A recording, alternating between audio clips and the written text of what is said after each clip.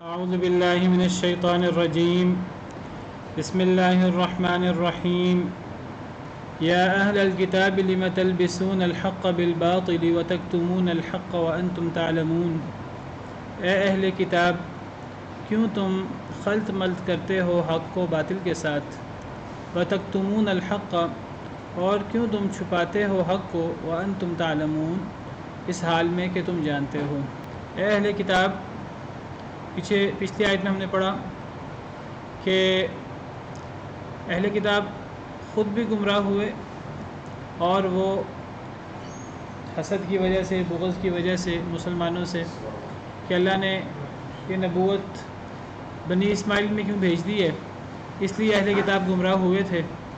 نہ صرف خود گمراہ ہوئے تھے بلکہ وہ چاہتے تھے کاش کہ مسلمان بھی گمراہ ہو جائیں۔ اور پیچھے ہم نے پڑھا پچھلی آیت میں کہ اللہ تعالیٰ نے فرمایا اے اہل کتاب تم اللہ کی آیتوں کا انکار کیوں کرتے ہو اس حال میں کہ تم جانتے ہو، تم گواہ ہو۔ تو اہل کتاب جو ہے وہ جانتے بوجھتے اللہ کی آیتوں کا انکار کرتے تھے۔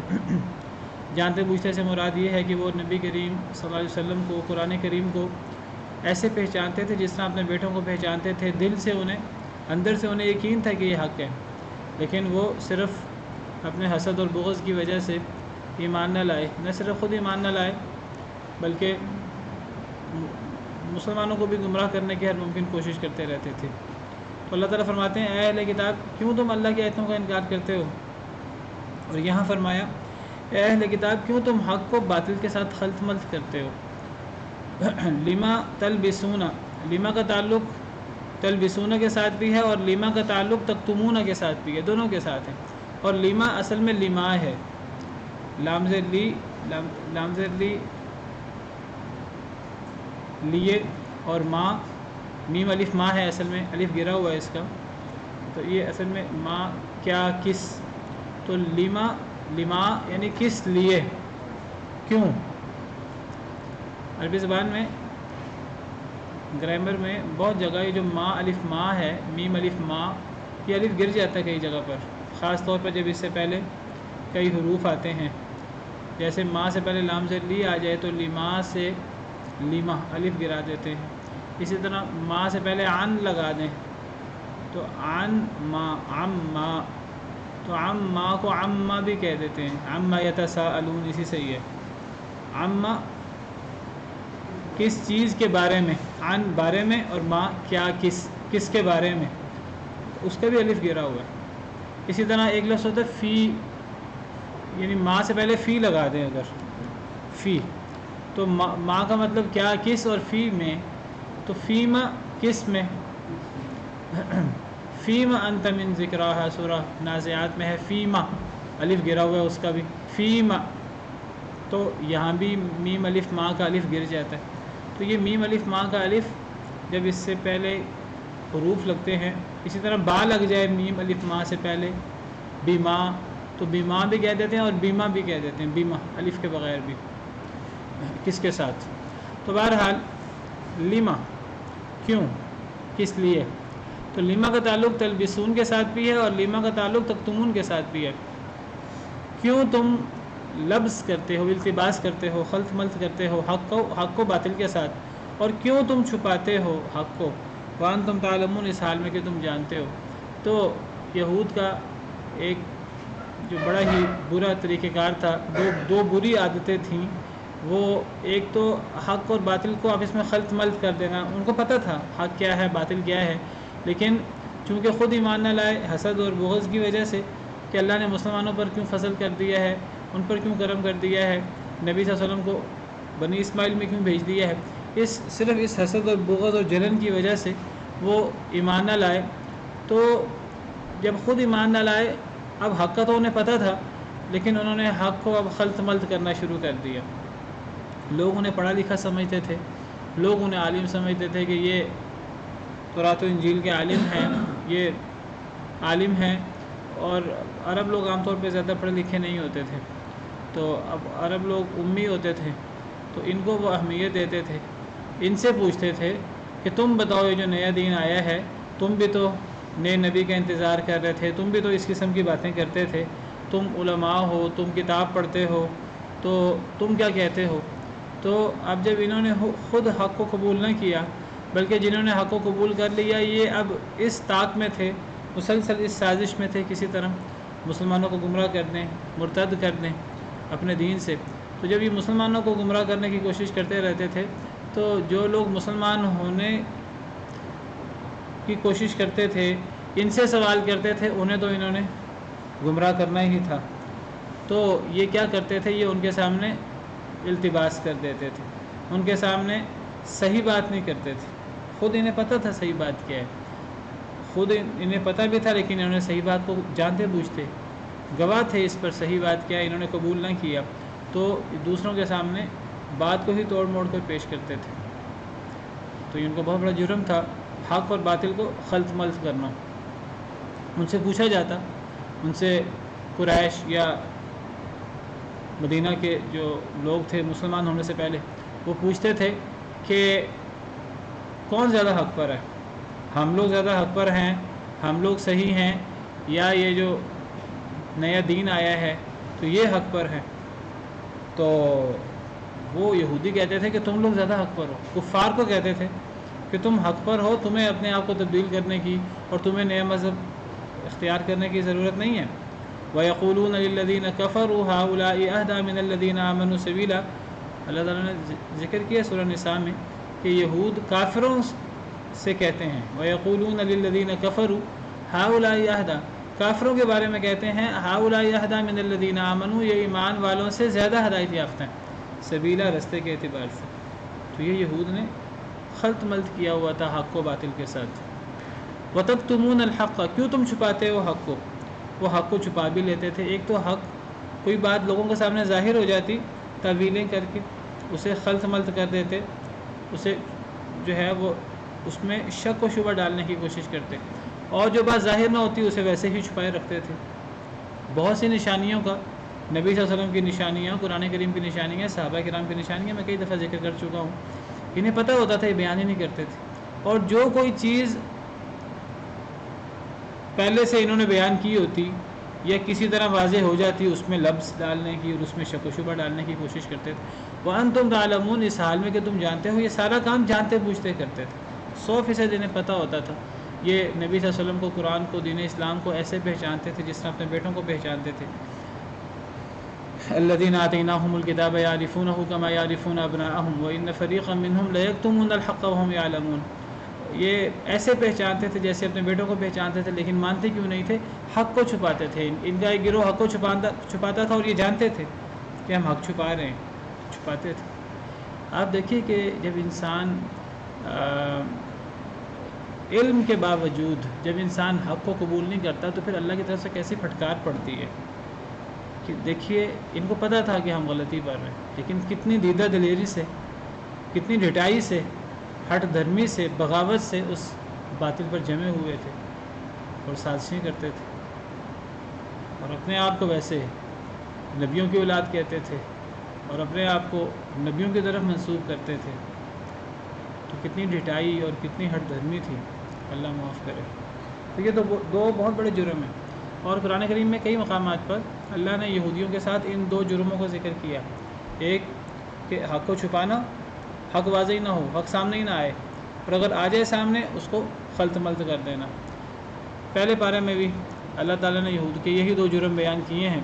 سورہ بقرہ آیت نمبر 42 اللہ فرماتے ہیں وَلَا تَلْبِسُوا الْحَقَّ بِالْبَاطِلِ وَتَكْتُمُوا الْحَقَّ وَأَنْتُمْ تَعْلَمُونَ. اہل کتاب کو، بنی اسرائیل کو مخاطب کیا جا رہا ہے. آیت نمبر 40 میں پیچھے بنی اسرائیل کو مخاطب کیا گیا، تو یہ آیت نمبر 42 ہے. بنی اسرائیل مخاطب ہیں. اللہ فرماتے ہیں وَلَا تَلْبِسُوا الْحَقَّ بِالْبَاطِلِ، نہ خلط ملط کرو حق کو باطل کے ساتھ. وَتَكْتُمُوا الْحَقَّ، اور نہ چھپاؤ حق کو. وَأَنْتُمْ تَعْلَمُونَ، اس حال میں کہ تم جانتے ہو. یہاں بھی انہی دو جرموں کا ذکر ہے وَالْعِیاذُ بِاللَّہ. اور ان لوگوں میں سے اکثر تو یہود کا اور عیسائیوں کی یہ صورتحال تھی، اور ان میں سے جو چھپاتا نہیں تھا، جو خلط ملط نہیں کرتا تھا، چاہے وہ یہود میں سے ہی کیوں نہ ہو، عیسائیوں میں سے ہی کیوں نہ ہو، اور وہ حق تلاش کرنے کے لیے جب غور کرتا تھا تو اسے اللہ کی طرف سے ہدایت مل جاتی تھی. کئی یہودی مسلمان ہوئے، کئی عیسائی مسلمان ہوئے، لیکن جو جانتے بوجھتے حق کو چھپاتا تھا اور حق اور باطل کو خلط ملط کرتا تھا، پھر اسے اللہ کی طرف سے کیسے ہدایت ملتی؟ پھر اس پر تو گویا کہ مہر لگ گئی۔ اکثر بہت سے علماء بیان کرتے ہیں کہ یہاں اہل کتاب سارے کے سارے مراد ہیں، یہود اور نصارہ، لیکن بہت سے علماء کی رائے یہ ہے کہ یہاں خاص طور پہ یہود مراد ہیں، چونکہ یہ صورت بھی ویسے مدنی ہے، اگرچہ کہ نصارہ کے ضمن میں اتری وفد بنی نجران کے متعلق، لیکن مدینہ منورہ میں زیادہ عیسائی آباد نہیں تھے، مدینہ منورہ میں زیادہ یہودی آباد تھے، خاص طور پہ یہودیوں کے 3 قبیلے، بنو نذیر، بنو قینقاع اور بنو قریظہ۔ تو بہت سے علماء کے نزدیک یہ خاص یہودیوں کا وصف ہے، بعض نے اس وصف کو یہودیوں عیسائیوں دونوں کی طرف منسوب کیا ہے۔ زیادہ بہتر بات یہ محسوس ہوتی ہے کہ جیسے یہ یہود کی بات ہو رہی ہے، واللہ اعلم، کیونکہ اہل مدینہ سے زیادہ ٹاکرا ان کا تھا۔ وقالت طائفة من أهل الكتاب آمنوا بالذي أنزل على الذين آمنوا وجه النهار واكفروا آخره لعلهم يرجعون، اور کہا ایک جماعت نے اہل کتاب سے، آمنوا ایمان لے آؤ، بالذی ساتھ اس کے، انزل جو نازل کیا گیا، علی الذین آمنوا ان لوگوں پر جو ایمان لائے، وجہ النہاری دن کے وقت، دن کے شروع میں، وکفروا آخرہ اور کفر کر دو آخرہ دن کے آخری حصے میں، لعلہم یرجعون تاکہ وہ بھی لوٹ آئیں۔ اہل کتاب کی ایک جماعت نے یہ بھی کہا، آپس میں ایک دوسرے سے سازشیں کی، میٹنگز کی، مشورہ کیا، ایک دوسرے سے کیا کہا کہ ایمان لے آؤ ساتھ اس کے جو نازل کیا گیا ان لوگوں پر جو ایمان لائے۔ ایمان والوں پر جو نازل کیا گیا ہے قرآن کریم اور سنت، تو جو وہی ایمان والوں پر نازل کی گئی ہے، جو دین اسلام جس کی دعوت نبی صلی اللہ علیہ وسلم اور ایمان والے دیتے ہیں، تو ایمان والوں پر جو نازل کیا گیا ہے اس پر وجہ النہار ایمان لے آؤ، یعنی دن کے شروع میں ایمان لے آؤ، وکفروا آخرہ اور انکار کر دو، کفر کر دو، آخرہ یعنی اس کے ساتھ انکار کر دو، آخرہ دن کے آخری حصے میں، لعلہم یرجعون تاکہ وہ بھی لوٹ آئیں۔ ابھی ایک بہت بڑی سازش، ایک بہت بڑا مکر جو انہوں نے کیا، آپس میں انہوں نے مشورہ کیا۔ دیکھیے انہوں نے حق کو قبول نہیں کیا، انہوں نے اسلام کو قبول نہیں کیا، حالانکہ انہیں پتہ تھا اسلام حق ہے، لیکن حق کو قبول نہیں کیا۔ لیکن وہ ایسے ہٹ درم تھے اور ایسے ڈھیٹ تھے، نہ خود حق کو قبول کیا، بلکہ جو لوگ حق کو قبول کرنے کی طرف مائل ہو رہے تھے تو وہ ان کو بھی انہوں نے سازشیں کی کہ وہ لوگ بھی حق کی طرف مائل نہ ہوں، اور جو حق قبول کر چکے تھے ان کی کوشش یہ تھی کاش وہ مرتد ہو جائیں، کاش کہ وہ گمراہ ہو جائیں۔ اب انہوں نے کیا تدبیر کی؟ انہوں نے کہا کہ اس طرح کرو، آپس سے مشورہ کیا کہ ایمان والوں پر جو نازل کیا گیا ہے قرآن، دین اسلام، اس پر دن کے شروع میں ایمان لے آؤ اور دن کے آخری حصے میں اس کے ساتھ انکار کر دو، تاکہ وہ لوٹ آئیں، تاکہ جو لوگ نئے نئے مسلمان ہوئے ہیں، جن کو بھی زیادہ تفصیلات کا پتہ نہیں ہے، اور وہ اسلام سے پہلے تم پر کافی اعتماد کرتے تھے، وہ اپنے آپ کو امی کہتے تھے، وہ امی ہیں اور تم پڑھے لکھے ہو، وہ تم پر اعتماد بھی بڑا کرتے تھے، تو تمہاری ابھی وہ بات نہیں سنیں گے اگر وہ ایمان لے آئے ہیں۔ تم یہ کرو کہ تم کو ہم بھی ایمان لے آئے ہیں، دن کے شروع میں ایمان لاؤ، ظاہری ایمان لاؤ، ظاہراً کلمہ پڑھ لو، اور دن کے آخری حصے میں ایک دن پورا ہونے سے پہلے ہی کفر کر دو، تاکہ وہ لوٹ آئیں، یعنی وہ جو نئے نئے لوگ ہیں، تاکہ ان کے دل میں شکوک و شبہات پیدا ہو جائیں اور وہ مرتد ہو جائیں، وہ یہ کہیں کہ بھئی ہم تو امی لوگ ہیں، ہم تو زیادہ پڑھے لکھے نہیں ہیں، لیکن یہ اہل کتابی تو پڑھے لکھے ہیں، اور اگر تم یہ کام کرو گے، تم پہلے اسلام قبول کرو گے پھر تم اسلام سے واپس لوٹو گے، تو وہ زیادہ شکوک و شبہات کا شکار ہوں گے۔ اگر تم اسلام قبول کیے بغیر اسلام کی مخالفت کرو گے، وہ تو کہیں گے کہ یہ چونکہ اسلام کے مخالف ہیں لہذا یہ انکار کر رہے ہیں، یہ اسلام کے خلاف بات کر رہے ہیں۔ تم اسلام لانے کے بعد ظاہراً اسلام لاؤ، اسلام لانے کے بعد تم شام ہونے سے پہلے مرتد ہو جانا، تو یہ کہیں گے دیکھو یہ تو پڑھے لکھے لوگ ہیں، تو یہ اسلام لائے ہیں، اور اسلام لانے کے بعد ان کو اسلام میں کوئی ایسی بڑی بڑی خرابیاں نظر آئی ہیں کہ اسلام قبول کرنے کے بعد انہوں نے اسلام کو چھوڑ دیا ہے، تو وہ شکوک و شبہات کا شکار ہو جائیں گے، اور شکوک و شبہات کا شکار ہو کر وہ بھی اپنے دین کو چھوڑ دیں گے تمہارے پیچھے لگ کر۔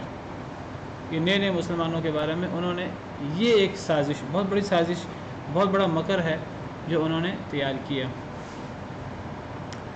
آپ دیکھیے کہ اصل میں جو بندہ مرتد ہوتا ہے تو مرتد شخص در حقیقت وہ صرف مرتد نہیں ہوتا، وہ صرف اسلام قبول کر کے اسلام کو چھوڑتا نہیں ہے، بلکہ وہ اسلام پر الزام لگاتا ہے، وہ اسلام کے خلاف ایک بہت بڑی سازش رچاتا ہے، اور وہ سازش جو یعنی یہودی بہت بڑے سازشی ہیں اور بڑی گہری سازش ان کی ہوتی ہے۔ اصل میں یہ ارتداد یہ بہت بڑی گہری سازش بن جاتی ہے، کوئی باقاعدہ مکر کر کے تدبیر کر کے یہ سازش کرے، جیسے انہوں نے تدبیر کر کے یہ سازش کی، یا کوئی تدبیر کیے بغیر یہ سازش کرے، اس کا امپیکٹ، اس کا اثر لوگوں پر ایسے پڑتا ہے۔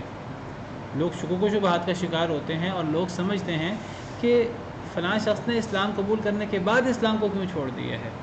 ایک بندہ مسلمان نہیں ہے، اسلام قبول کیا ہی نہیں ہے، تو اس کے بارے میں اتنے شکوک و شبہات پیدا نہیں ہوگے کہ بھئی اس نے تو اسلام قبول کیا ہی نہیں، یہ تو ہے ہی مخالف، یہ تو اس لیے اسلام کی مخالفت کر رہا ہے۔ لیکن کوئی اسلام قبول کر کے اسلام کو چھوڑے گا تو یہ صرف مذہب تبدیل کرنا نہیں ہے، بلکہ یہ اسلام پر الزام لگانا ہے۔ کوئی بندہ کہہ سکتا ہے کہ بھئی اگر ایک شخص جو ہے وہ عیسائیت چھوڑ کر اسلام قبول کرتا ہے، وہ بھی تو عیسائیت پر الزام لگا رہا ہوتا ہے۔ کوئی بندہ یہودیت چھوڑ کر اسلام قبول کرتا ہے، ہندو مت چھوڑ کر اسلام قبول کرتا ہے، اس کو تو آپ بڑی خوشی سے قبول کرتے ہیں، کیا وہ یہودیت عیسائیت پر الزام نہیں لگا رہا ہوتا؟ تو اگر یہودیت عیسائیت پر غلط مذاہب پر الزام لگے وہ تو آپ کو قبول ہے مسلمانوں کو، اگر اسلام پر الزام لگے تو وہ قبول نہیں ہے۔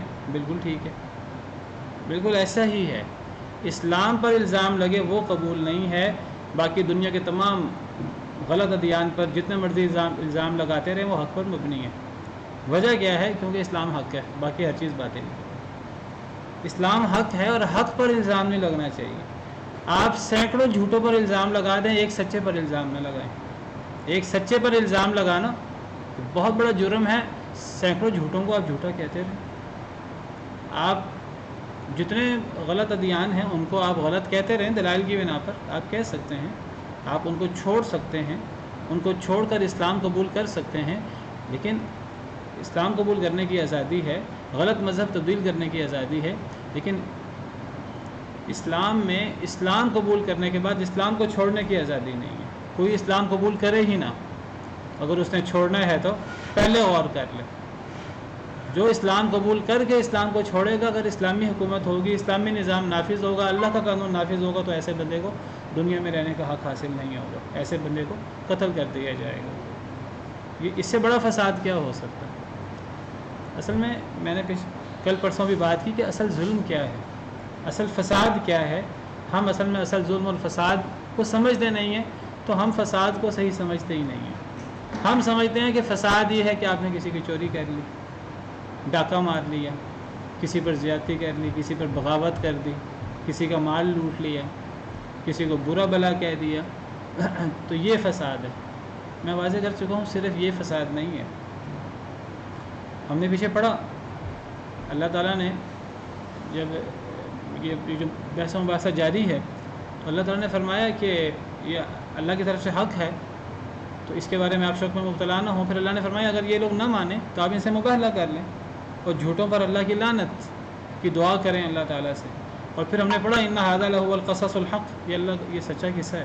اور پھر ہم نے پڑھا فإن تولوا فإن اللہ علیم بالمفسدین، اگر یہ پھر جائیں، اگر یہ اس کے باوجود اسلام کو قبول نہ کریں تو پھر اللہ فسادیوں کو خوب جانتا ہے۔ تو فسادی کون ہوا؟ سب سے بڑا فساد کیا ہوا؟ کفر، ناشکری، اسلام قبول نہ کرنا، اسلام کے خلاف سازشیں کرنا، یہ سب سے بڑا فساد ہے۔ چاہے اس ظاہراً کسی کا مال لوٹا جا رہا ہے کہ نہیں لوٹا جا رہا، حالانکہ ایسے لوگ اس قسم کے گناہ بھی کرتے ہیں اور اس قسم کی زیادتیاں بھی کرتے ہیں، اس قسم کی ظاہراً زیادتی نہ بھی ہو تو یہ بھی بہت بڑا فساد ہے۔ اصل میں اس کو فساد سمجھا نہیں جاتا، فساد کی تعریف ہی تبدیل کر دی گئی ہے۔ ظلم کیا ہے؟ ظلم صرف یہ نہیں کہ آپ کسی دوسرے پر زیادتی کریں گے، ظاہراً کسی دوسرے پر عدوان اور زیادتی کریں گے تو پھر ہی ظلم ہوگا، نہیں، آپ اپنے ساتھ بھی زیادتی کریں گے، یہ بھی ظلم ہے۔ آپ کا اپنا نفس بھی آپ کی ملکیت تو نہیں ہے،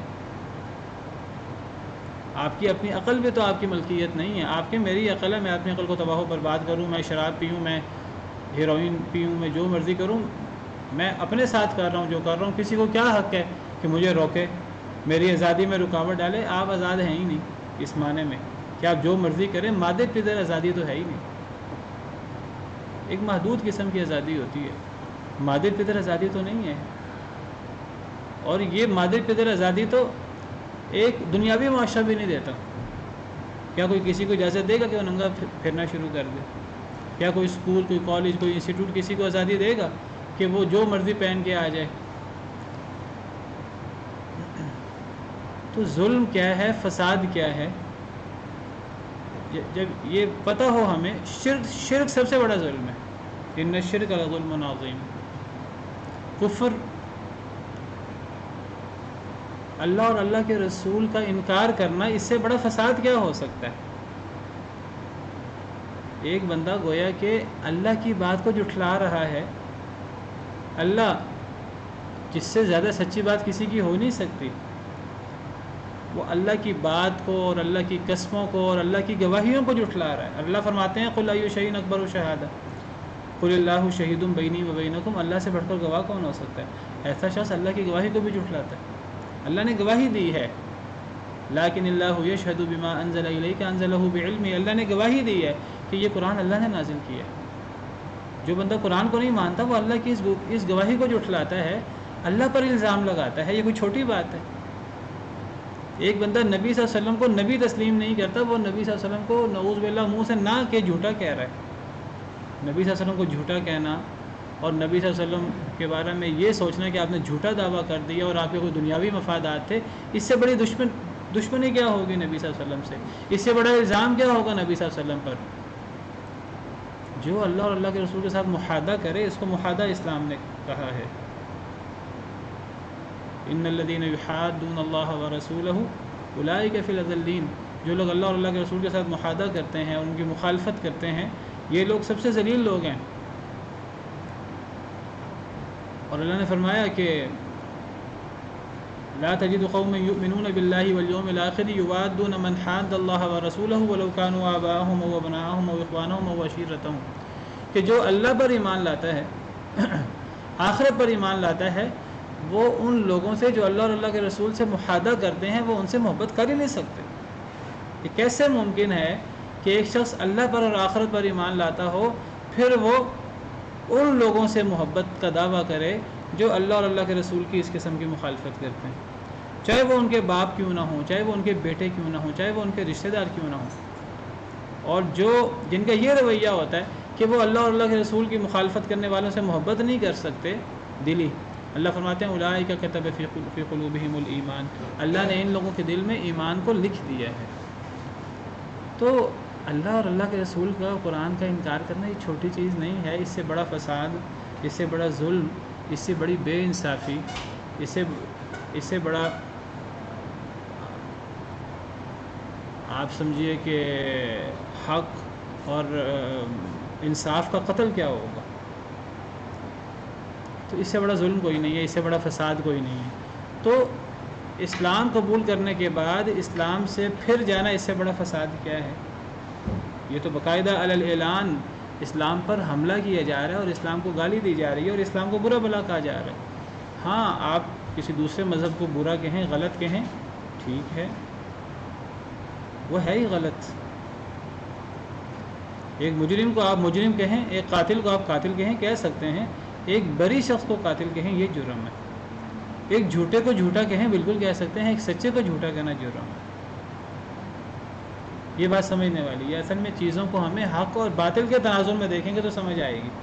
اگر آپ باطل کو بھی آپ کہیں کہ جس طرح حق کو کہنے کی اجازت ہونی چاہیے، باطل کو بھی کہنے کی اجازت ہونی چاہیے، حق اور باطل کو ایک کٹہرے میں کیسے کھڑا کیا جا سکتا ہے؟ مسئلے تب پیدا ہوتے ہیں جب حق اور باطل کو آپ خلط ملط کر دیں. یہ اصل میں حق اور باطل کو خلط ملط کرنا ہے. بھئی اگر کسی کو یہودیت چھوڑ کر اسلام قبول کرنے کی اجازت ہے تو اسلام چھوڑ کر یہودیت قبول کرنے کی اجازت بھی ہونی چاہیے. اور یہی دلیل جو ہے وہ یہ اگر ہم جو ہیں وہ یورپ میں مسجد تعمیر کر سکتے ہیں تو پھر وہ لوگ بھی ہمارے ہاں جو ہے وہ مندر تعمیر کر سکتے ہیں. اور اس قسم کے دلائل پھر لوگ دیتے ہیں لا علمی کی بنا پر. دیکھیے اللہ تعالیٰ نے اجازت دی ہے کہ ایک کافر رہ سکتا ہے، اس کو اسلام قبول کرنے کے لیے یہ پابندی نہیں لگائی جا سکتی، اس کو موت کی دھمکی دے کر اس سے جو ہے وہ اسلام زبردستی قبول نہیں کرایا جا سکتا. لیکن ایک بات کی پابندی کرانی ہوگی کہ کوئی شخص اسلام قبول کر کے اسلام کو گالی دیتے ہوئے اسلام سے مرتد نہیں ہو سکتا، اسلام پر الزام لگاتے ہوئے اسلام سے مرتد نہیں ہو سکتا. اسلام سے مرتد ہونا یہ اتنی بڑی سازش ہے جو یہودیوں نے کی، اور اس سے پتہ لگتا ہے کہ یہ کتنی بڑی سازش ہے. تو لا اکراہ فی الدین، دین میں کوئی جبر نہیں ہے. کچھ لوگ یہ آیتیں پیش کر کے لوگ کہتے ہیں جی کیا حرج ہے. اور کئی لوگ عجیب، اللہ معاف کرے، مسلمان ہوتے ہوئے اللہ اور رسول پر ایمان لانے کا دعویٰ کرتے ہوئے مرتد کی سزا جو اللہ اور اللہ کے رسول نے مقرر کی ہے اس پر اعتراض کرتے ہیں، کہتے ہیں یہ سزا انصاف کے مطابق نہیں ہے. کئی مسلمان، اللہ معاف کرے، نبی صلی اللہ علیہ وسلم کی صحیح حدیث ہے، آپ نے فرمایا صحیح بخاری وغیرہ کی من بدل دینہ فاقتلوہ، دین اسلام مراد ہے، جو اپنے دین کو بدل دے اسے قتل کر دو. دین اسلام کو بدلنا جائز نہیں ہے، کوئی اور دین چھوڑ کر اسلام قبول کیا جا سکتا ہے. اور اس کی میں نے وجہ بیان کر دی ہے آپ کو. یہ بالکل ایسے ہے جیسے آپ کسی سچے کو جھوٹا کہیں، وہ آگے سے کہ آپ نے جو ہے نا وہ مجھے جھوٹا کیوں کہا ہے، تو آپ کہیں کہ دیکھیں میں جھوٹے کو بھی تو جھوٹا کہتا ہوں. تو جس طرح مجھے جھوٹے کو جھوٹا کہنے کی اجازت ہے، اس طرح مجھے سچے کو بھی جھوٹا کہنے کی آزادی ہونی چاہیے. نہیں، آپ جھوٹے کو تو جھوٹا کہہ سکتے ہیں، سچے کو جھوٹا کہنے کی آپ کو آزادی حاصل نہیں ہے. تو بہرحال یہ یہودیوں کی سازش ہے.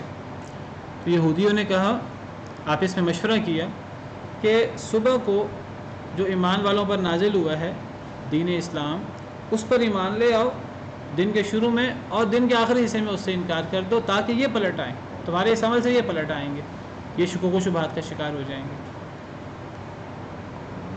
وَلَا تُؤْمِنُوا إِلَّا لِمَنْ تَبِعَ دِينَكُمْ، اور نہ تم ایمان لاؤ، نہ تم یقین کرو، الا مگر لمن تبع دینکم، صرف اس کے لیے جو تمہارے دین کی پیروی کرتا ہے.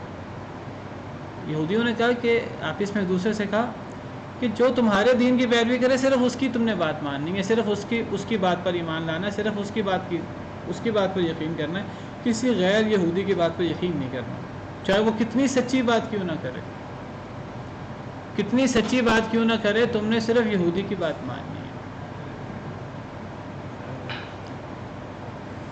قل ان الہدی ھدی اللہ، کہہ دیجئے اے اللہ کے نبی صلی اللہ علیہ وسلم، بے شک اصل ہدایت تو اللہ کی ہدایت ہے. کیا مطلب کہ اصل ہدایت اللہ کی ہدایت ہے؟ یعنی تم جتنی مرضی سازشیں کر لو، تم جتنی مرضی اسلام کو گالیاں دے دو، ہوگا وہ جو اللہ چاہیں گے. تم سازشیں کر لو، تمہاری سازشیں تمہارے ہی خلاف ہو جائیں گی، تمہاری تدبیریں تمہارے ہی خلاف الٹی ہو جائیں گی. ولا یحیق المکر السیئ الا باہلہ، برا مکر تو اپنے اہل کی طرف ہی لوٹتا ہے. جو جس کے لیے کنواں کھودتا ہے، گڑھا کھودتا ہے، وہ اس گڑھے میں خود گرتا ہے. تم جتنی مرضی سازشیں کر لو، تمہاری سازشیں زیادہ کامیاب ہونے والی نہیں ہیں. لن یضروکم الا اذی، یہ یہودی تمہیں زیادہ نقصان نہیں دے سکتے مگر تھوڑی سی تکلیف. اگر مسلمان اپنے ایمان پر برقرار ہوں تو یہودی کیا پوری دنیا مل کر مسلمانوں کو نقصان نہیں دے سکتی. اللہ تعالیٰ فرماتے ہیں وَإِن تَصْبِرُوا وَتَتَّقُوا لَا يَضُرُّكُمْ كَيْدُهُمْ شَيْئًا، سورہ آل عمران میں. اے ایمان والو، اگر تم صبر کرو، اگر تم اللہ سے ڈرو، لا يضركم كيدهم شيئا، تمہیں ان کی چال کچھ نقصان نہیں دے سکتی. آج ہم غیروں کی سازشوں کا شکار بنے ہوئے ہیں، نشانہ بنے ہوئے ہیں، اور ہر غیر مسلم ہمارے خلاف چال چلتا ہے، اور ان کی چالیں ہمیں نظر آتی ہیں کہ ہمیں نقصان دیتی ہیں. اس کی وجہ یہ ہے کہ ہم میں صبر نہیں ہے، ہمیں تقویٰ نہیں ہے، ہمیں ایمان نہیں ہے. اگر ہمیں صبر، تقوی اور ایمان ہو تو ہمیں کسی کی سازش، کسی کی چال نقصان نہیں دے سکتی۔ اللہ تعالیٰ فرما رہے ہیں کہ ہدایت تو، اصل ہدایت تو اللہ کی ہدایت ہے۔ تم اس قسم کی جتنی سازشیں کر لو، تم جو سچے مسلمان ہیں ان کو ان کے دین سے تم پھیر نہیں سکتے۔ اللہ نے جس کے دل کو ہدایت دے دی ہے، جس کے دل کو اللہ نے حق کی طرف لگا دی ہے، وہ کیسے گمراہ ہو سکتا ہے؟ وہ گمراہ نہیں ہو سکتا۔ لیکن اس کا مطلب یہ نہیں ہے کہ غیروں کو ہر قسم کی اسلام پر الزام لگانے کی اور سازشیں کرنے کی کھلی چھوٹ دے دی جائے، یہ بھی نہیں ہو سکتا۔ ٹھیک ہے، اصل ہدایت اللہ کی ہدایت ہے، دل اللہ کے ہاتھ میں ہے، لیکن اس کا مطلب یہ نہیں ہے کہ یہودیوں کو اجازت دے دی جائے کہ وہ مسلمانوں کے خلاف سازشیں کریں اور شکوک و شبہات پیدا کریں۔ فرمایا کہ وَلَا تُؤْمِنُوا إِلَّا لِمَنْ تَبِعَ دِينَكُمْ، اور نہ تم یقین کرو، نہ تم ایمان لاؤ مگر صرف اس کے لیے جو پیروی کرے تمہارے دین کی، یعنی صرف یہودی کی بات مانو، صرف اس کی بات پر ایمان لاؤ، صرف اس کی بات پر یقین کرو، کسی اور کی بات پر بالکل توجہ دینے کی ضرورت نہیں کہ گمراہ نہ ہو جانا، کہیں مسلمان ہی نہ ہو جانا۔ اللہ نے اس کا جواب دیا، قُلْ إِنَّ الْهُدَىٰ هُدَى اللَّهِ، کہہ دیجئے بے شک اصل ہدایت تو اللہ کی ہدایت ہے۔ أَن يُؤْتَىٰ أَحَدٌ مِثْلَ مَا أُوتِيتُمْ، یہ بھی یہودیوں کو قول ہے، پیچھے بھی یہودیوں کو قول ہے وَلَا تُؤْمِنُوا إِلَّا لِمَنْ تَبِعَ دِينَكُمْ، اور أَن يُؤْتَىٰ أَحَدٌ مِثْلَ مَا أُوتِيتُمْ یہ بھی یہودیوں کو قول ہے۔ درمیان میں قُلْ إِنَّ الْهُدَىٰ هُدَى اللَّهِ، یہ جملہ معترضہ ہے جو اللہ کی طرف سے درمیان میں ایک اضافہ ہے ان کی دو باتوں کے درمیان، اس کو جملہ معترضہ کہتے ہیں کہ درمیان میں اللہ تعالیٰ نے ایک وضاحت کر دی ہے جو اللہ کی طرف سے ہے، جو یہ ان یہودیوں کو قول نہیں ہے، جو ان کی سازش کا حصہ نہیں ہے۔ یہ درمیان میں اللہ کی طرف سے جملہ معترضہ کے طور پر اللہ نے فرمایا ہدایت اللہ کے ہاتھ میں ہے، تم جتنی سازشیں کر لو تم اپنے سازشوں میں کامیاب نہیں ہو سکتے۔ اللہ نے جملہ معترضہ کے طور پر یہ بات فرمائی۔ آگے پھر یہودیوں کی بات جاری ہے، پیچھے انہوں نے کہا کہ تم صرف اس کی بات مانو جو تمہارے دین کی پیروی کرے، جو یہودی ہے صرف اس کی بات مانو۔ أَن يُؤْتَىٰ أَحَدٌ، اور یہ بات بھی نہ مانو اور اس بات پر بھی یقین نہ کرو، یہ بھی محذوف ہے۔ أَن يُؤْتَىٰ أَحَدٌ، یہ کہ دیا گیا ہے کوئی ایک مثل ما اوتیتم، جو تمہیں دیا گیا ہے۔ ایک تو اس کی بات کا یقین نہ کرو جو تمہارے دین پر نہیں ہے، اس کی بات پر یقین نہ کرنا، غیر یہودی کی بات پر یقین نہ کرنا۔ اور أَن يُؤْتَىٰ أَحَدٌ، اس سے پہلے بھی وَلَا تُؤْمِنُوا محذوف ہے، اس پر بھی یقین نہ کرنا۔ آپس میں ایک دوسرے کو کہتے رہتے تھے، ان کے جو بڑے علماء یا بڑے احبار، ان کے جو بڑے پوپ تھے، وہ عام لوگوں کو کہتے تھے کہ ایک تو غیر یہودی کی بات پر توجہ دینے کی ضرورت ہی نہیں ہے، نمبر دو اس بات پر بھی تمہیں یقین کرنے کی کوئی ضرورت نہیں ہے کہ دیا جائے کوئی ایک مثل وہ جو تمہیں دیا گیا ہے، یعنی تم پر جو اللہ تعالیٰ نے نعمتیں کی، تم میں اللہ نے بادشاہ رکھے، تم میں اللہ نے نبی رکھے، کبھی یہ نہ تسلیم کرنا کہ یہ نبوت کسی اور کو بھی مل سکتی ہے، یہ تمہارے بنی اسرائیل کی بجائے بنی اسماعیل میں بھی جا سکتی ہے، اس باتوں کو بھی تسلیم نہ کرنا، اس پر بھی یقین نہ کرنا کہ دیا جائے کوئی اور خاندان دیا جائے مثل ما اوتیتم، جو تمہیں دیا گیا ہے، او یحاجوکم عند ربکم، یا وہ جھگڑا کریں تم سے تمہارے رب کے پاس۔ اگر تم نے یہ بات تسلیم کر لی کہ جو تمہیں دیا گیا ہے، جو نبوت، جو فضیلت بنی اسرائیل کو، وہ ان کو بھی مل سکتی ہے، پھر کیا ہوگا؟ پھر اگر تم نہیں مانو گے ان کی فضیلت، ان کا مقام، تم کو کہ ہم بنی اسرائیل ہیں، ہم بنی اسماعیل کی فضیلت نہیں مانتے، پھر کیا ہوگا؟ پھر یہ جھگڑا کریں گے تم سے اللہ کے نزدیک، اور اللہ کے نزدیک تم سے جھگڑا کرتے ہوئے کہیں گے کہ دیکھو تمہیں پتہ تھا کہ بنی اسماعیل کے پاس نبوت آ گئی ہے، پھر تم نے نبوت کو قبول نہیں کیا، تو اس بات کو تسلیم ہی نہ کرو کہ جو فضیلت تمہیں حاصل ہوئی ہے نبوت کی، وہ بنی اسماعیل کو بھی مل سکتی ہے، اس بات کو ماننا ہی نہ، اس کو ماننے سے ہی انکار کر دو۔ یعنی حسد میں اللہ معاف کرے اتنے پاگل ہو گئے، اتنے ڈھیٹ ہو گئے کہ وہ کہتے، ان کو پتہ تھا کہ ہم نے قیامت کے دن اللہ کے حضور پیش ہونا ہے، کہتے ہیں یہ نہ ہو کہ اللہ کے حضور تم سے جھگڑا کر رہے ہیں مسلمان، اگر تم نے اس بات کو مان لیا کہ بنی اسماعیل میں نبوت آ گئی ہے، جس کو دل سے مانتے تھے، نبی صلی اللہ علیہ وسلم اللہ کے سچے نبی ہیں، اگر تم نے اس کو مان لیا، اس کو ماننا نہیں کبھی، اس پر کبھی ایمان نہ لانا کہ جو تمہیں دیا گیا وہ ان کو بھی دے دیا گیا ہے، جو تمہیں نبوت دی گئی تھی بنی اسرائیل کو، وہ ان کو بھی دے دی گئی ہے بنی اسماعیل کو، اس کو تسلیم نہ کرنا، کبھی غیر یہودی کی بات نہ ماننا، کبھی یہ تسلیم نہ کرنا کہ جو تمہیں دیا گیا وہ ان کو بھی دیا گیا ہے، ورنہ کیا ہوگا؟ تم سے جھگڑا کریں گے اللہ کے ہاں، کہ ان کو پتہ تھا کہ نبی صلی اللہ علیہ وسلم برحق ہیں پھر یہ ایمان نہ لائے، ان کو پتہ تھا دین اسلام برحق ہے پھر یہ ایمان نہ لائے، جھگڑا کریں گے۔ ان کو لوگوں کے جھگڑا کرنے کا تو تھا خیال، ان کو یہ خیال نہیں تھا کہ اللہ تعالیٰ کیا کہیں گے، اللہ کتنا ناراض ہوں گے، کہ اللہ کو بھی اس بات کا نہیں پتہ کہ ان کے دل میں کیا ہے، اللہ کو نہیں پتہ کہ کیا سازشیں رچا رہے ہیں۔ اچھا، یہ ایک تفسیر ہے جو میں نے آپ کے سامنے کی ہے، بعض مفسرین نے یہ تفسیر کی ہے، گویا کہ وَلَا تُؤْمِنُوا إِلَّا لِمَن تَبِعَ دِينَكُمْ کا معنی تو بالکل واضح ہے کہ نہ تم یقین کرو، نہ تم ایمان لاؤ، نہ تم یقین کرو مگر جو تمہارے دین کی پیروی کرے، صرف یہودی کی بات مانو، غیر یہودی کی بات نہ مانو۔ درمیان میں قُلْ إِنَّ الْهُدَىٰ هُدَى اللَّهِ، یہ اللہ کی طرف سے جملہ معترضہ ہے، ہدایت اللہ کے ہاتھ میں ہے، تم جتنی مرضی سازشیں کر لو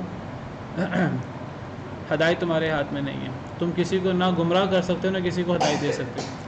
ایوتا، اس سے پہلے میں نے بتایا پہلی تفسیر کے مطابق جو میں نے ابھی کی ہے، اس کے مطابق یہاں وَلَا تُؤْمِنُوا محذوف ہے، اس پر بھی یقین نہ کرو کہ کسی کو وہ دیا جائے جو تمہیں دیا گیا ہے، یعنی وہ نبوت جو تمہارے خاندان کو دی گئی ہے وہ کسی دوسرے خاندان میں چلی گئی ہے، کبھی ماننا ہی نہ اس کو تسلیم ہی نہ کرو تاکہ جھگڑا ہی ختم ہو جائے، ورنہ پھر کیا ہوگا، وہ تم سے جھگڑا کریں گے تمہارے رب کے پاس۔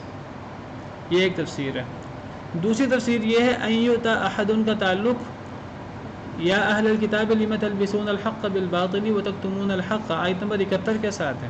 پچھلی آیت میں انہیں کہا گیا ہے کہ یہ حق اور باطل میں خلط ملط کرتے ہیں اور یہ حق کو چھپاتے ہیں، گویا کہ یہاں انہیں کہا جا رہا ہے کہ تم حق اور باطل کو خلط ملط کیوں کرتے ہو، تم حق کو کیوں چھپاتے ہو، اس لیے چھپاتے ہو ان یؤتی احد مثل ما اوتیتم، کہ اگر تم حق اور باطل میں خلط ملط نہیں کرو گے، حق کو نہیں چھپاؤ گے، تو دے دیا جائے کوئی ایک اس کی مثل جو تمہیں دیا گیا ہے۔ اگر تم حق کو نہیں چھپاؤ گے تو پھر جو تمہیں دیا گیا وہ اوروں کو بھی دے دیا جائے گا، تمہیں یہ ڈر ہے جو تمہیں مل گیا کہیں وہ کسی اور کو نہ مل جائے، یعنی یہاں وہ حسد مراد ہے یہودیوں کا، یعنی اگر تم نے ان کے سامنے حق واضح کر دیا۔ دیکھیے کچھ لوگ تھے جو اسلام قبول کر چکے تھے، کچھ لوگ تھے یہودیوں کی طرح جو بالکل اسلام کو سچ سمجھتے ہوئے لیکن انکار کیے بیٹھے تھے، اب کچھ لوگ ہیں جو بین تھے، گو تھے، اب کوئی ہمیں کلیو ملے تو ہم اسلام قبول کریں، کوئی کبھی یہودیوں سے پوچھتے کبھی عیسائیوں سے پوچھتے کہ کیا کریں کیا نہ کریں، تو یہودی آگے خلط ملط کر دیتے تھے حق اور باطل کو، حق کو چھپا دیتے تھے۔ کوئی پوچھتے یہودیوں سے کیا وہ جس نبی کا انتظار کر رہے تھے تم لوگ یہ وہی نبی ہے؟ نہیں یہ تو وہ نبی نہیں ہے، اس کے تو یہ صفات ہی نہیں ہے، جو صفات انہوں نے پہلے بیان کی ہوتی تھی ان میں خلط ملط کر دیتے تھے، جو صفات ہوتی تھی نبی صلی اللہ علیہ وسلم میں وہ اس کو چھپا لیتے تھے۔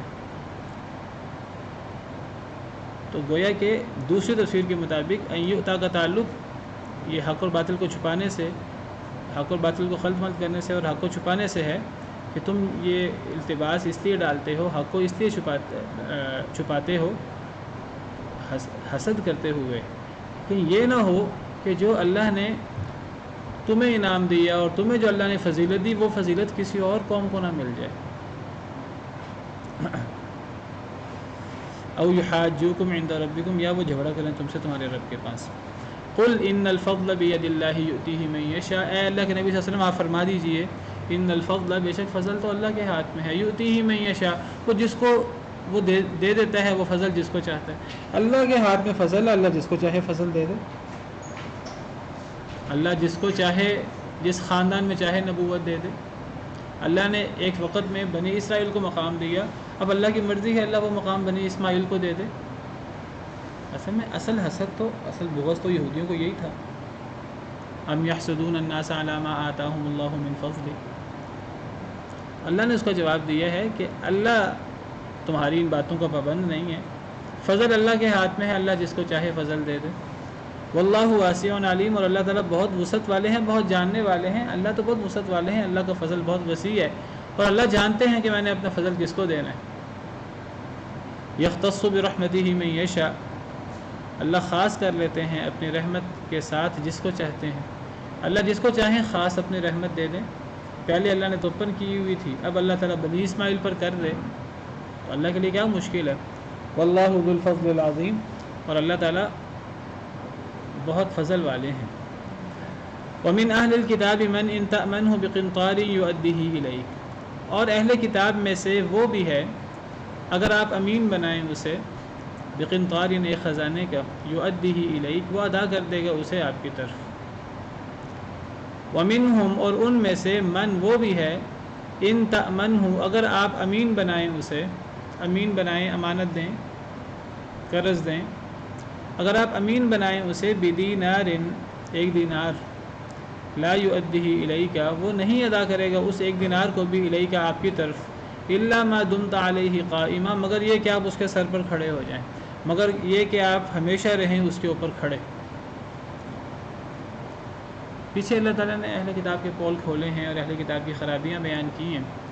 اب اللہ کہتے ہیں کہ اہل کتاب کی خرابیوں میں سے یہ خرابی بھی ہے کہ امانت کی جہاں تک بات ہے تو اہل کتاب میں کچھ ایسے لوگ بھی ہیں اگر خزانے کا امین بھی بنا دیا جائے انہیں تو وہ خزانہ بھی واپس کر دیں گے. اور ان میں ایسے بھی ہیں کہ اگر ایک دینار بھی انہیں آپ دیں تو وہ ایک دینار بھی آپ کو نہیں لوٹائیں گے واپس. تھوڑی چیز بھی دے دیں وہ تھوڑی چیز بھی نہیں لوٹائیں گے مگر آپ ان کے سر پر کھڑے رہیں وہ مجبور ہو جائے واپس کرنے پر تو ایک الگ بات ہے ورنہ وہ تھوڑی چیز بھی ایک دینار بھی آپ کو واپس نہ کرے. تو اہل کتاب دین کے اعتبار سے تو غلط ہے ہی ہیں. اپنے لین دین کے معاملے میں بھی دو طرح کے لوگ ہیں اہل کتاب میں. کچھ تو ایسے ہیں جو لین دین کا دھیان کرتے ہیں آپ خزانہ بھی دے دیں تو اور جو اچھی چیز ہے اللہ نے پہلے بیان کی ہے جو بری چیز ہے بعد میں بیان کی ہے. کچھ ایسے ہیں جو خزانہ بھی دیں گے تو وہ خزانہ لٹا دیں گے. کچھ ایسے بھی ہیں ایک دینار بھی دیں گے تو نہیں لٹائیں گے. پتہ لگا کسی میں اچھی چیز بری چیز ہو اچھی چیز کو پہلے بیان کرنا چاہیے. امانت دار بھی ہیں ان میں معاملے میں اور جو ہیں بددیانت بھی ہیں. ایک دینار بھی دیں تو وہ نہیں لٹائیں گے. ذالک بانہم یہ اس لیے ہے قالوا انہوں نے کہا لیس علینا فی الامیین سبیل نہیں ہے ہمارے اوپر امیوں کے بارے میں کوئی رستہ. انہوں نے کہا ان پڑھوں اور امیوں کے بارے میں ہم پر کوئی رستہ کوئی پوچھ گچھ نہیں ہو سکتی. ہم جو مرضی زیادتی کریں ان کے ساتھ. امیوں کے بارے میں ہم امانت کا خیال رکھیں یا نہ رکھیں ہم سے کوئی پوچھنے والا نہیں ہے. ہم یہودی ایک دوسرے سے امانت کا خیال رکھیں گے. ہم یہودی ایک دوسرے سے سچ بولیں گے. امیوں سے جو مرضی جھوٹ بولتے رہو جو مرضی غلط کرتے رہو کوئی مسئلہ نہیں. یہودیوں کے ہاں یہ ایک بڑا مشہور ان کا عقیدہ ہے. وہ سمجھتے ہیں کہ یہ جو سارے اصول ہیں سچ کے انصاف کے ظلم زیادتی نہ کرنا عدل کرنا دوسرے کا خیال رکھنا یہ سارے یہودیوں کے ساتھ ہیں. غیر یہودی جن کو وہ امی کہتے ہیں امی غیر یہودی وہ جانوروں کی طرح ہیں. ان پر جتنا ظلم زیادتی ہو جائے کوئی پوچھ گچھ نہیں ہوگی. پوچھ گچھ اگر ہوگی اگر کسی یہودی پر ظلم ہوا وہ کہتے تھے کہ یہ جو ایک دینار بھی آپ اسے دیں تو نہیں لٹائے گا وہ اس لیے کہ وہ اس کو امانت سمجھتے ہی نہیں تھا. یہ ان کا عقیدہ ہے کہ امیوں کے بارے میں ہم پر کوئی بوجھ نہیں ہے. وَيَقُولُونَ عَلَى اللَّهِ الْكَذِبَ وَهُمْ يَعْلَمُونَ وہ کہتے ہیں اللہ پہ جھوٹ اور وہ جانتے ہیں یہ جھوٹ ہے ان کا. اور اللہ معاف کرے آج یہ عقیدہ بعض مسلمانوں میں بھی ہے. مسلمان سمجھتے ہیں کہ مسلمانوں کے ساتھ آپ نے اچھا معاملہ کرنا ہے غیروں کے ساتھ آپ جو مرضی کر لیں. کچھ لوگ اس کو غیروں کے ساتھ غلط رویہ رکھنے کو درست سمجھتے ہیں ذہنی طور پر. کچھ یہاں تک کہتے ہیں کہ سود کا جو مسئلہ ہے کتنا خطرناک مسئلہ اللہ اور رسول سے جنگ. کچھ لوگ کہتے ہیں کہ کسی حربی علاقے میں آپ سود لے سکتے ہیں ایک مسلمان علاقے میں سود نہیں لیا جا سکتا. غامدی صاحب کا بھی یہ کہنا ہے. یہ تو یعنی یہود کا نقطہ نظر ہے کہ امیوں کے بارے میں ہم سے سوال نہیں ہوگا. ہم امیوں کے بارے میں امانت کے پابند نہیں ہیں. حالانکہ اللہ کیا کہتے ہیں اعدلوا هو اقرب للتقوى. اللہ کیا فرماتے ہیں ولا یجرمنکم شنآن قوم علی الا تعدلوا کسی قوم کی دشمنی تمہیں عدل نہ کرنے پر نہ ابھارے. عدل ہمیں کرنا ہے انصاف کرنا ہے وہ ہماری قوم کے ساتھ ہو یا دشمن کے ساتھ ہو. دشمن کے ساتھ بھی عدل کرنا ہے. تو یہ کہنا کہ امیوں کے بارے میں ہم پر کوئی پابندی نہیں ہے یہ تو یہود کا نقطہ نظر ہے اور یہ اللہ پہ جھوٹ ہے. وہ اللہ پہ جھوٹ باندھتے ہیں حالانکہ وہ جانتے ہیں. اور اللہ کا کیا قانون ہے بلا بلکہ من اوفا بعہدہ جو پورا کرے اپنے عہد کو واتقى اور ڈر جائے فإن اللہ يحب المتقین اللہ متقین سے محبت کرتا ہے. یہ تقوی کی نشانی ہے. آپ اپنے مسلمانوں سے آپ اپنے دین والوں سے بھی امانت کا دھیان کریں وعدہ کے ایفاء کا دھیان کریں. دوسروں سے بھی آپ جو ہے وہ وعدہ پورا کریں امانت کا دھیان کریں. دوسروں سے قرض لیے ہے وہ اس کو ادا کریں. تو یہ تقوی کی نشانی ہے. اللہ متقی لوگوں کو پسند کرتا ہے چاہے وہ اپنے ہم دین کے ساتھ ہم مسلک کے ساتھ ہو یا وہ غیر کے ساتھ ہو. اعدلوا هو اقرب للتقوى، عدل کرو وہ تقوی کے زیادہ قریب ہے۔ سبحان ربک رب العزت عما یصفون وسلام علی المرسلین والحمد للہ رب العالمین۔